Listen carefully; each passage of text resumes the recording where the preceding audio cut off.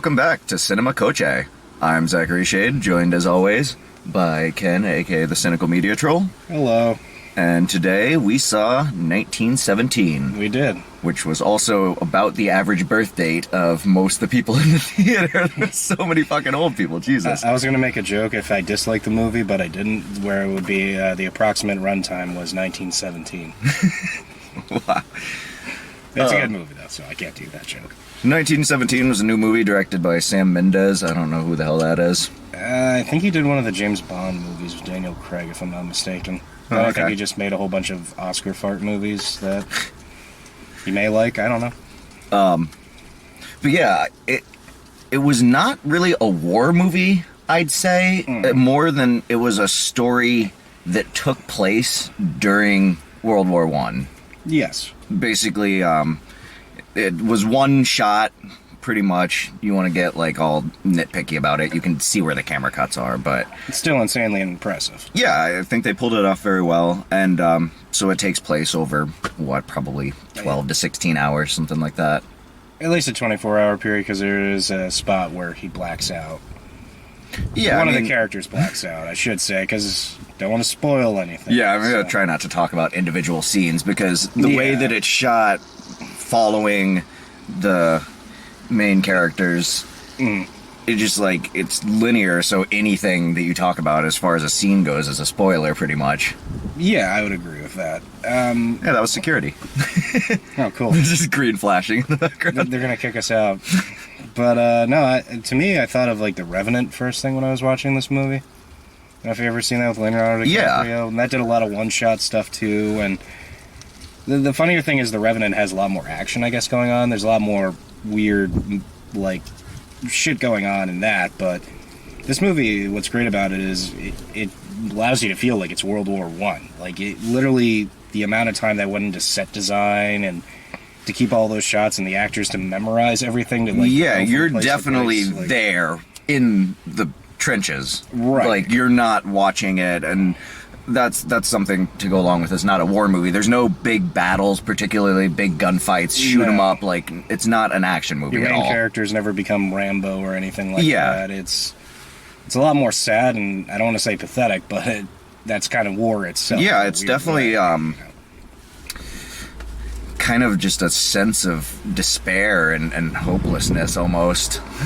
Which was what largely World War One was. Yeah, it's just dark, but it's funny that you bring up The Revenant too, because they had the whole big thing about the natural lighting. Yeah, which was impressive in this movie. And this movie, yeah, like, I really liked the lighting amazing. and everything, and how it was shot. There was no really overexposure at all. There was no color saturation either, so it was really realistic, and it helped bring you in. And you talk about the sets as well. Yeah. The bodies that are there, like, in different states of decay and whatnot. Which is impressive. Just all the artillery shells on the ground and everything. Like, the sets were all great, and the fact that it goes through each set flawlessly, pretty much, in the one shot kind of thing. Yeah, right. It was very impressive. There's little cuts here and there, but even then, just the fact that it's all your actors memorizing, not only to stay in character, but to go to where you need to be, that's impressive. Yeah. So for that feat alone, the movie is amazing. Like, I thought of other war movies. Like, you couldn't do that with, like, Black Hawk Down or Saving Private Ryan. It would be a little too hard to pull off. Yeah, and it seems like it would kind of feel gimmicky in something like that as well. Right. With this, it makes more sense as, you know, with the gimmick, because it's World War One, and it's a little bit more claustrophobic, I guess, so to speak, and it's a lot more wide open, too, at the same point as well. Yeah, and just the fact that it's not chaotic. No. For most of it. No, you don't expect to go into this like it being Saving Private Ryan. It's not that movie. Yeah, so, like... Expect more Jarhead, I would compare it to, than... Never actually watched that. Jarhead's a great war movie, which literally doesn't have really any war in it at all. Yeah, and so, that's my thing, too. I really like Saving Private Ryan. Oh, yeah. But that's about it for war... Well, Black Hawk Down I really enjoy as well. Full Metal Jacket? Yeah, the first half. Oh, the second half's great, too. Everyone always knocks on the second half, but I'm like, that sniper scene is tense, and it's ugly. Like war. But yeah, so... I wasn't going in to see some war movie that I was a fan of anyway. Right. So the fact that I really liked this was a a feat. Yeah. To, make, yeah, even if you don't like war movies, this is still a great movie. Well, let's ask this because we saw Uncut Gems a couple of weeks ago. What would you say? Like, my favorite movie this year so far is Uncut Gems. I liked this more. You would put this over it? Yeah. Yeah, I thought about it for a second, but it's still a great movie. I think I like Uncut Gems more just because, I don't want to say more relatable, but I'm not going to relate to a British soldier in World War I too well, Yeah. so I felt the experience and I felt like I was there, which that's, once again, a feat in itself. So Yeah. Yeah, the entire movie, I just had this, like, kind of look on my face, and it's not, like, necessarily edgy or seat because it's not action, but still, No. like, it was so tense that it kind of almost is at the same time, but not in your standard edge of the seat well, you just way. felt the character's uncomfort level, you know? Yeah. You felt like the sense of death just around them at every corner and just wanting to keep progressing. And speaking on that about it being uncomfortable, the sound design for it, Yeah. there was a lot of scenes where it was just basically dead silence. Like, you could Yeah. hear the projector because Yeah. it was so quiet. And so that made it, whenever there was whatever gunfire or anything, was like extra startling and, Yeah. and terrifying. And the music that there was well done. Oh, yeah.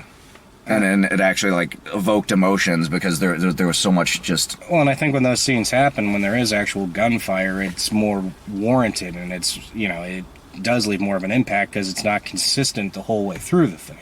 I know I don't want to talk about individual scenes, but whenever they're staring at each other and then one of them starts running, Oh, yeah. that was fucking terrifying. Yeah. I was amazed. Well, yeah, Like, I'm trying not there to was a spoil couple it. scenes where I'm like, this is a fucking horror movie right now. Well, it's World War One. I'm just glad there wasn't any mustard gas. I was surprised. Like, I had a bet with a coworker, like, if there'd be mustard gas in this movie. Wasn't in it, so don't expect that. Spoilers. That's No one mustard spoiler. gas. Yeah, no mustard gas. There was So- ketchup gas and some relish gas, though. Yeah, but they put that on their hot dogs, so they were okay. Yeah, there was a lot of hot dogs in this movie. You breathe that in, you Just die. but- pallets of hot dogs. Yes, lots and lots of hot dogs and dog food. I give this movie a hot dog out of 10. No, that's a different show. Yeah. Where we rate things like that. Yes. You can't do that with 1917. I mean, we could make World War I jokes all day long, but no. This movie's too good for that. Yeah, I really... It really is. Besides, yeah, just the fact that I don't think I've ever been around that many old people at once for that extended of a period of time in my entire life. When we saw Case for Christ way back, there was less old people. That Yeah. says something. Yeah, like Saturday afternoon, we saw this, and it was, like half full theater. Yeah. And besides those two that left right before the very end of the movie, Like, the only reason I thought, and it was a younger couple, and I was just yeah, like, I think it was them and us were the only people that didn't have white hair. pretty much. And I was amazed, like, is she crying or something? Like, was the ending so sad that it's like, oh, we can't see the rest, we gotta go? Or was it like, where the fuck were the American Yeah, I soldiers? feel like they were like, that they realized, like, oh, this isn't an action movie. And like an hour and 45 minutes into a 2-hour movie, Literally, they right when the realized and movie's walked over, out. Yeah, they walk out, and it's like you couldn't figure out that was not the movie you were seeing like an hour in. Going back to Uncut Gems as well, the kids that were up in the front row, I think they went to see an Adam Sandler movie. Yeah. Because the last serious role he did was Funny People, which was when Like they 10 came out years when they ago. were like 7, 8 years old, because they were like high school kids. Right. They turned around just like looking at everybody like, what just happened? Like, there was not really comedy in that movie particularly. Well, slight comedy, but Dark comedy. Yeah, dark comedy and natural comedy, not like make fun of the handicapped woman comedy that Adam Sandler's more prone to. Well, since we actually didn't do a review on Uncut Gems, Oh, sure, I guess we can do a quickie of that. I was just going to say, do you recommend it? Yeah, hell yeah. If see 1917, but also see Uncut Gems. Those are two good movies this year, and there haven't been many, so treat yourself. Uncut Gems is a hard one for me to recommend because it's uncomfortable for most of the movie. So is I described it in a different way, though. Yeah. I described Uncut Gems as It's like being in a room with two people that are fighting, and you try to leave, and they're like, no, stay, because they like want a witness to like say who was the winner of the fight. And you're just like, can I not be here? I don't want to be involved in this shit, please. So for Uncut Gems, for me, that's why it's hard to recommend, because I mean, if you can, Adam Sandler does great. Yeah, he always does in serious roles. That's largely true. So yeah, I would mostly recommend it if you don't mind like. If you don't mind the fact that he's playing a terrible human being, but he has some redeemable characters that are just so flawed by gambling. Yeah. It's an interesting character study, I would say. And yeah, it's definitely it's an interesting character study for sure. You can't go into it thinking there's going to be fart jokes or anything. It's the same as 1917 and thinking it'll be Black Hawk Down. That's not what either of the movies are trying to do. But 1917, would you recommend? Oh yeah, highly. I'd highly recommend it if you want to see a good war movie that isn't just all war shit.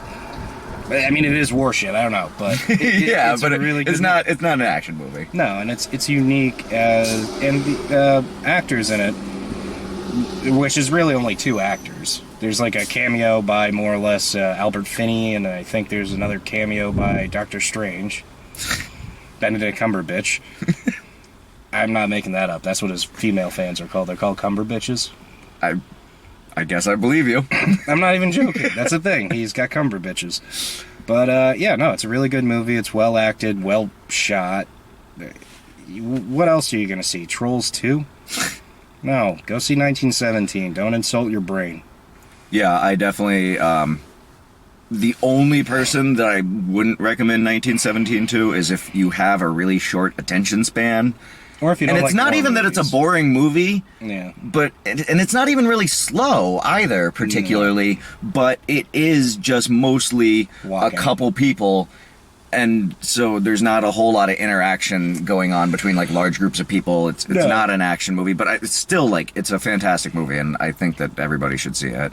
You're gonna get a definitely lot of second week of January is a little early, but strong contender for movie of the year for me. I feel. I would go the same thing. I know the Golden Globes just had their movie, their show that no one watches, but I know 1917 won Best Picture. So I'm assuming... it actually got... Because I know that it was released for critics at the end of last year. I didn't know that they were going to get it in qualified, so... Oh, all right, well... Looks like that'll be the big picture winner unless there's something like Spotlight to ruin its day. Yeah. 1917. Yeah. Fucking... It's better than Spotlight. I will be watching it again when it comes out on Blu-ray. Yes, I will too. So... Just because I do want to at least admire some of the scenes again and whatnot and how it was done. If anything, I'd even say buy the Blu-ray to see the special features, like how it was actually shot, because that's where I'm... Yeah, that actually... This is a movie where I would be interested in the special features a lot, which I'm not a lot of the time. No, but something like this, like even The Revenant, I wasn't a big fan of the movie, but at the same point, I really admired how it was shot. Yeah, I don't want this to go on forever, but with The Revenant, I was the same way, where I actually enjoyed reading about the movie more than I enjoyed watching the movie. Not that it was a bad movie, but... No, but it's like once you start getting into all the weird... you think of it, whatever your interpretation is shit, then I'm just like, I don't care. Yeah. I'll go with the practical over the nonsensical. So, I don't really have a way to end this. I didn't think about it. No.